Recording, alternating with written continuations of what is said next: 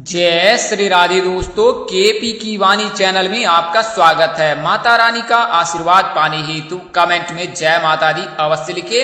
वहीं अगर आप महाकाल के भक्त हैं तो कमेंट में हर हर महादेव अवश्य लिखे। यकीन जानिए माता रानी संग महादेव की कृपा आप पर और आपके पूरे परिवार पर अवश्य बरसेंगी और आप सपरिवार स्वस्थ एवं सुखी रहेंगे। साथ ही आपकी सभी मनोकामनाएं यथाशीघ्र अवश्य ही पूर्ण हो जाएंगी। आप सभी को शारदीय नवरात्रि की अनंत और असीम हार्दिक शुभकामनाएं। माता रानी की कृपा आप पर और आपके पूरे परिवार पर बनी रहे और आप सपरिवार स्वस्थ एवं सुखी रहे। यही शुभकामनाएं केपी की वाणी की पूरी टीम की तरफ से आपको और आपके पूरे परिवार के सदस्यों। दोस्तों, आज के वीडियो में आपको दिसंबर महीने में जिन तारीखों के जो है दृक पंचांग के हिसाब से विवाह के योग बन रहे हैं, सगाई के योग बन रहे हैं, उसकी जानकारी मैं देने जा रहा हूं। तो इसमें आपको उन तारीखों के बारे में बताऊंगा, उन राशियों के बारे में बताऊंगा, उनके शादी होने के दिशा के बारे में बताऊंगा, नाम के बारे में बताऊंगा, दूरी के बारे में बताऊंगा। तो ये संपूर्ण जानकारी आपको इस वीडियो में मिल जाएगी। उससे पहले मैं आपको केपी की वाणी की प्राथमिक जानकारी दे देता हूं। तो अगर आपकी शादी में अड़चने आ रही है, शादी तय होने के बाद टूट जा रही है, शादी में किसी न किसी वजह से व्यवधान आ रहा है, तो अब आप केपी की वाणी से संपर्क कर अपनी कुंडली दिखाकर, कुंडली बनवाकर विवाह संबंध की संपूर्ण जानकारी प्राप्त कर सकते हैं कि आपकी शादी कब होगी, कहाँ होगी, कैसे होगी, किससे होगी, किस दिशा में होगी, कितनी दूरी पर होगी, किस नाम से होगी, किस राशि से करनी चाहिए, जीवन साथी का रंग रूप स्वरूप स्वभाव और उनका करियर कैसा होगा, आपका करियर कैसा होगा। अगर आप लव मैरिज करना चाहते हैं तो माता पिता की सहमति मिलेगी कि नहीं मिलेगी, ससुराल में घर द्वार कैसा होगा, सास ससुर का स्वभाव कैसा होगा, पति कितना पढ़ा लिखा होगा, पत्नी कितनी पढ़ी लिखी होगी, संतान योग, राजयोग, धन योग, सेहत, देशांतर, यह सभी जानकारी जो है आपको कुंडली में दी जाएगी। आप मौखिक और लिखित दोनों माध्यमों से कुंडली बनवा सकते हैं और कुंडली की जानकारी प्राप्त कर सकते हैं। तो आप केपी की वाणी से 8521835670 पर संपर्क कर सकते हैं। 8521835670 पर संपर्क कर सकते हैं। ये हमारा संपर्क नंबर है। अगर जल्दबाजी में नंबर निकल गया तो आप वीडियो को स्क्रॉल कर नीचे आए और डिस्क्रिप्शन बॉक्स में आराम से नंबर नोट कर सकते हैं। तो दोस्तों, मैंने आपको यह प्राथमिक जानकारी दी है। अब यह मैं बता देता हूं कि अगर आपकी शादी तय हो चुकी या तय होने वाली है तो केपी की वाणी से संपर्क कर अपनी कुंडली मिलान अवश्य करा लें, या तो आप अपने स्थानीय पंडित व ज्योतिष से संपर्क कर भी कुंडली मिलान करा सकते हैं। इससे आपको विवाह उपरांत वैवाहिक जानकारी प्राप्त हो जाती है कि विवाह उपरांत आपका वैवाहिक जीवन कैसा रहने वाला है। अक्सर आपने देखा होगा आसपास के दंपतियों के बीच अनबन बनी रहती है, उनके बीच विवाद रहता है, वो लाख चाहकर भी सुख संपन्न से नहीं रह पाते। तो ऐसा नारी दोष, भकुर दोष के चलते होता है या फिर जातक के मांगलिक होने पर। तो अगर इस प्रकार की परेशानी आ रही है तो अब आप केपी की वाणी से कुंडली मिलान कर संपूर्ण जानकारी ज्ञात कर सकते हैं। आइए अब वीडियो में आगे बढ़ते हैं और आपको यह जानकारी देते हैं कि दिसंबर महीने में किन किन तारीखों को जो है विवाह मुहूर्त है और उसकी तिथि और समय क्या है। तो प्रथम तिथि जो है दिसंबर महीने में दृक पंचांग के अनुसार से दिसंबर 2 को है। वार इस दिन शुक्रवार है। शुभ मुहूर्त प्रातः काल 7:30 से अगले दिन तक 6:58 प्रातः काल तक है। नक्षत्र उत्तर भाद्रपद रेवती है, जबकि तिथि दशमी एवं एकादशी है। इसके बाद जो है दिसंबर 7 तारीख को जो है विवाह मुहूर्त है और इस दिन वार जो है वो बुधवार है। शुभ मुहूर्त देर रात 8:46 से लेकर प्रातः काल 7:01 तक है। नक्षत्र रोहिणी है, जबकि तिथि पूर्णिमा है। इसकी अगली जो तारीख है वो दिसंबर 8 की है। दिसंबर 8 के दिन जो वार है वो गुरुवार है। शुभ मुहूर्त जो है 7:01 प्रातः काल से अगले दिन तक 7:02 तक है।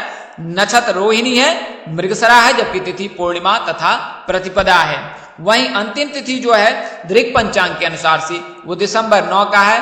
वार शुक्रवार है। शुभ मुहूर्त जो है 7:02 से दोपहर 2:59 तक है। नक्षत्र मृगशरा है, जबकि तिथि प्रतिपदा एवं द्वितीया है। तो यह तो दृक पंचांग के अनुसार से है। हालांकि मिथिला पंचांग के अनुसार से 14 दिसंबर को भी विवाह मुहूर्त है। तो मिथिला के आसपास के क्षेत्रों में जो है विवाह 14 दिसंबर तक संपन्न किए जा सकते हैं, लेकिन उत्तर भारत के कई राज्यों में जो है विवाह 9 दिसंबर की जो है अंतिम तिथि है। तो यह तो जानकारी मैंने आपको विवाह मुहूर्त की दी है। आइए अब मैं आपको कुछ अन्य जानकारी दे देता हूं। तो आपको बता दें कि कुंडली में कई प्रकार के दोष लगते हैं। कई दोष जो होते हैं विवाह में बाधक माने जाते हैं। उनमें से काल सर्प दोष, पितृदोष प्रमुख है। इसके अलावा जातक के मांगलिक रहने पर भी बाधा आती है। तो काल सर्प दोष तब लगता है जब कुंडली में राहु केतु के मध्य सभी ग्रह उपस्थित हो जाए, तो उस स्थिति में जो है काल सर्प दोष लगता है। और काल सर्प दोष लगने पर जो है व्यक्ति के जीवन में अस्थिरता आ जाती है, उनके सभी शुभ कार्य रुक जाते हैं, विवाह संबंध में देर होती है। काल सर्प दोष कई प्रकार के हैं। उनमें सभी दोषों के लगने पर जो है विवाह में बाधा निश्चित ही आती है। वहीं कई ज्योतिष ऐसा मानते हैं कि अधिकतम 42 वर्ष अन्यथा 49 वर्ष तक काल सर्प दोष का प्रभाव रहता है। उसके पश्चात ही जातक जो है काल सर्प दोष से मुक्त हो पाता है। तो अगर काल सर्प दोष से पीड़ित हो जाए तो आपके सभी शुभ कार्य जो है बिगड़ जाएंगे या ऐन वक्त पर जो है उसमें असफलता मिलेगी। तो इसका आप अवश्य ख्याल रखें। और अगर कुंडली में काल सर्प दोष लगता है तो उसका निवारण अवश्य कराएं। कई ज्योतिष आंशिक काल सर्प दोष को भी मानते हैं और उसका निवारण कराने की सलाह देते हैं। तो कई ज्योतिष आंशिक को नहीं मानते हैं। अगर मानते भी हैं तो उनके लिए सामान्य उपाय बताए जाते हैं और उन उपायों को करने से काल सर्प दोष से मुक्ति मिल जाती है। आपको बता दें कि त्र्यंबकेश्वर और महाकालेश्वर मंदिर स्थित जो उज्जैन में है, वहां पर काल सर्प दोष की पूजा और दोष निवारण कराया जाता है। तो आप काल सर्प दोष के निवारण हेतु महाकालेश्वर अथवा त्र्यंबकेश्वर, उज्जैन और नासिक जा सकते हैं। वहां महज सामान्य शुल्क में जो है आपको काल सर्प दोष की पूजा और दोष निवारण करा सकते हैं। आप केपी की वाणी से भी संपर्क कर सकते हैं। हम लोग उज्जैन के महाकालेश्वर मंदिर में जो है काल सर्प दोष की पूजा कराते हैं, तो आप इसके लिए संपर्क करें। वहीं अगली जो दोष है वो पितृदोष है। पितृदोष तब लगता है जब किसी जातक की कुंडली में सूर्य और राहु साथ में हो, मंगल राहु साथ में हो, मंगल केतु साथ में हो या सूर्य केतु साथ में। इसके अलावा नवम भाव, पंचम भाव में अगर राहु केतु उपस्थित रहता है तो जातक पितृदोष से पीड़ित हो जाता है। तो पितृदोष तब लगता है जब किसी व्यक्ति के देहावसान पश्चात जो है उसकी जीवात्मा अगले जन्म में उसके साथ रहती है और तब उसके पूर्व जन्म के कर्मों का लेखा जोखा उसे भुगतना पड़ता है। ऐसी स्थिति में जो है पितृदोष लगता है। इसके अलावा अगर आप पूर्वजों को याद नहीं करते हैं, पूर्वजों को स्मरण नहीं करते, पूर्वजों का आदर सत्कार नहीं करते, उनकी पूजा आराधना नहीं करते, उनको जल का अर्घ नहीं देते, उन्हें अन्न जल नहीं देते हैं, तो ऐसी स्थिति में जो है पूर्वज प्रसन्न हो जाते हैं। और पूर्वज का प्रसन्न रहना बहुत ही अनिवार्य है जीवन में प्रगति की राह पर अग्रसर की। तो जब पूर्वज प्रसन्न रहते हैं तो व्यक्ति के सभी कार्य यथाशीघ्र बन जाते हैं। लेकिन अगर पूर्वज अप्रसन्न होते हैं, विवाह में भी बाधा आती है, तो इसका भी दोष अनिवार्य होता है। वहीं लंबे समय तक काल सर्प दोष पीड़ित रहने पर जो है जातक पितृदोष से पीड़ित हो सकता है। कई ज्योतिष ऐसी गणना करते हैं। तो अगर आप काल सर्प दोष से पीड़ित हैं तो इसका अवश्य ख्याल रखें कि आप लंबे समय तक काल सर्प दोष से पीड़ित न रहे, बल्कि उसका निवारण करा ले। वहीं अगर आप पितृदोष से पीड़ित हैं तो इसका निवारण करा सकते हैं। पितृदोष के निवारण के पश्चात जो है आपको पितृदोष से मुक्ति मिल जाएगी। इसके अलावा आप अपने घर में पूर्वजों की सेवा कीजिए, पूर्वजों की पूजा कीजिए, उनका जो है चित्र अपने घर की दक्षिण दिशा में लगाएं, उसे धूप और बत्ती रोजाना अवश्य दिखाएं। इस प्रातः काल में उठकर प्रणाम करें और उनका आशीर्वाद प्राप्त करें, तो इससे पितृदोष से जो है प्रभाव कम होने लगता है। तो पितरों का आशीर्वाद रहना बहुत ही अनिवार्य है। तो यह तो मैंने आपको जानकारी दी है पितरों के लिए। इसके अलावा मंगल दोष के लिए तो मैंने आपको अपने स्थानीय रीति रिवाज के अनुरूप कराते हैं, क्योंकि सभी जगह रीति रिवाज अलग होते हैं। तो आप स्थानीय रीति रिवाजों का पालन करें, तो उसके अनुरूप अगर दोष निवारण कराते हैं तो आपको अवश्य सफलता मिलेगी। कई ज्योतिष ऐसा मानते हैं कि मंगल दोष निवारण के पश्चात नॉन मांगलिक जातक से शादी कर सकते हैं, लेकिन आप स्थानीय रीति रिवाजों का पालन कीजिएगा और जो स्थानीय ज्योतिष कहे उनका पालन कीजिएगा। तो इससे जो है मंगल दोष में जो भी बाधा आ रही है वो दूर हो जाती है। वहीं बात करें कुंडली मिलान में अगर मंगल दोष आता है तो उसमें बारीकी से विश्लेषण करना चाहिए। इसके अलावा नारी दोष और भकुर दोष का भी ख्याल रखना चाहिए और अगर लगे तो इसका परिहार अवश्य करा लेना चाहिए। तो यह तो जानकारी मैंने आपको दोष के बारे में दी है। आइए अब मैं आपको उन 3 राशियों के बारे में बताता हूँ। तो जैसा कि आपको पता है कि वर्तमान समय में जो है गुरु मीन राशि में है, तो मीन राशि के जातकों के लिए तो शुभ योग बनी रहा है। वर्तमान में गुरु जो है वक्री हैं और 24 नवंबर को मार्गी हो जाएंगे। जब 24 नवंबर को मार्गी हो जाएंगे उसके पश्चात कुल मिलाकर 20 दिनों तक जो है मिथिला पंचांग के अनुसार से मीन राशि के जातकों के लिए शुभ योग बनेगा। इसके अलावा दृक पंचांग के अनुसार से 9 दिसंबर तक शुभ योग बनेगा। तो जब गुरु मार्गी हो जाएंगे तो गुरु के मार्गी होने से जो है जातकों को शुभ फल अवश्य ही मिलेगा। तो आइए अब इसके बारे में बताते हैं। वहीं अगर शुक्र की बात करें तो शुक्र वृश्चिक राशि में रहेगा और धनु राशि में 5 दिसंबर को गोचर करेगा। तो इसके चलते वृषभ राशि के जातकों के भी योग बन रहे हैं। इसके बारे में आइए विस्तार से बता देता हूं। तो जो मीन राशि के जातक हैं इनका नाम अक्षर डी यानी द और चौ से होता है। इनके राशि स्वामी गुरु हैं, आराध्य देव विष्णु नारायण जी हैं।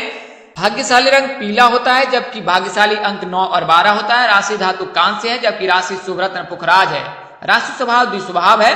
राशि अनुकूल वार गुरुवार, सोमवार तथा मंगलवार है। राशि अनुकूल रत्न पुखराज मोती तथा पुंगा है। अनुकूल दिशा उत्तर है, जबकि राशि तत्व जल एवं राशि प्रकृति कफ है। तो मीन राशि के जातकों के उत्तर पूर्व दिशा में शादी होने की संभावना बहुत अधिक बन रही है। अगर आप उत्तर पूर्व दिशा में विवाह लेकर प्रस्ताव लेकर जाते हैं तो इसमें सफलता अवश्य मिलेगी। कितनी दूरी पर होगी? ससुराल के अधिकतम 0 से 100 किलोमीटर हो सकती है। और किस नाम से प्रस्ताव आ सकता है? तो SGV नाम से प्रस्ताव आ सकता है और इनमें से किसी एक जातक के साथ आप पढ़ने सूत्र में बन सकते हैं। बात करें किस राशि के जातकों शादी करना उत्तम रहेगा, तो कर्क राशि के जो जातक होते हैं वो आपके लिए श्रेष्ठकर होते हैं। कर्क राशि के जातकों के साथ आपके मैत्रीपूर्ण संबंध रहते हैं। वहीं अगली जो राशि है वो धनु राशि है। तो धनु राशि के जो भी आपको मैंने मीन राशि के बारे में बताया, धनु राशि के जातकों के भी समतुल्य होते हैं और इनकी शादी जो है वो मेष राशि के जातकों से हो तो ज्यादा उत्तम होता है। अन्य सब कुछ मीन राशि के ही समतुल्य होता है। तो धनु राशि के जातकों के 5 दिसंबर के पश्चात योग बनेंगे और मीन राशि के जातकों के 24 नवंबर के पश्चात ही योग बन रहे हैं, जबकि वृश्चिक राशि के जातकों के जो है 11 नवंबर से योग बन रहे हैं। तो वृश्चिक राशि के जातकों का जो नाम अक्षर है वो N और Y से होता है। इनके राशि स्वामी मंगल है, आराध्य देव हनुमान जी है। भाग्यशाली रंग इनका पीला है। भाग्यशाली अंक 1 और 8 है। राशि धातु तांबा एवं सोना है। राशि शुभ रत्न मूंगा है, जबकि राशि स्वभाव चर है। राशि अनुकूल वार मंगलवार, गुरुवार तथा रविवार है। राशि अनुकूल रत्न मूंगा, माणिक्य तथा पुखराज है। अनुकूल दिशा के लिए पूर्व एवं उत्तर है। राशि तत्व जल है। जब तो वृश्चिक राशि, धनु राशि और मीन राशि के जातकों के लिए शुभ योग बन रहा है। वृश्चिक राशि के जातकों के दक्षिण दिशा में अगर विवाह प्रस्ताव लेकर जाते हैं या विवाह प्रस्ताव जो है दक्षिण दिशा से आने के प्रबल योग बन रहे हैं और ससुराल के अधिकतम 0 से 200 किलोमीटर हो सकती है।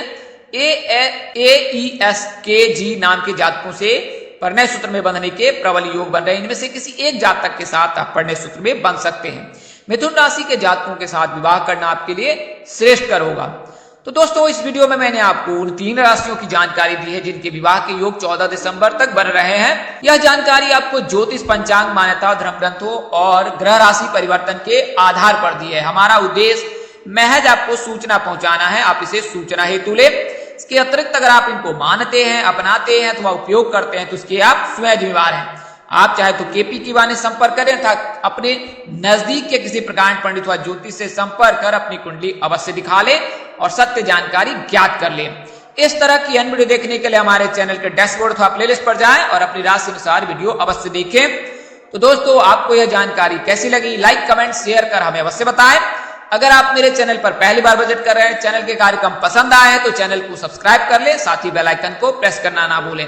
माता रानी कृपा से आपके चेहरे पर हमेशा मुस्कान बनी रहे, आप सब परिवार स्वस्थ एवं सुखी रहें, साथ ही आपकी सभी मनोकामनाएं यथाशीघ्र अवश्य पूर्ण हो। इन्हीं शुभकामनाओं के साथ आपसे विदा लेता हूं कि जल्द एक नए वीडियो और एक नई जानकारी लेकर आपके समक्ष हाजिर होऊंगा। तब तक के लिए इस नाचीज दोस्त को इजाजत दे। आप जहां रहे मस्त रहे, स्वस्थ रहे, व्यस्त रहे। माता रानी की असीम कृपा आप पर बरसती रहे। परमपिता परमेश्वर आपको सद्बुद्धि, सद्मार्ग और आगे बढ़ने की शक्ति दे। नमस्कार, जय श्री राम दोस्तों, जय श्री कृष्णा, जय माता दी, जय वाहिगुरु।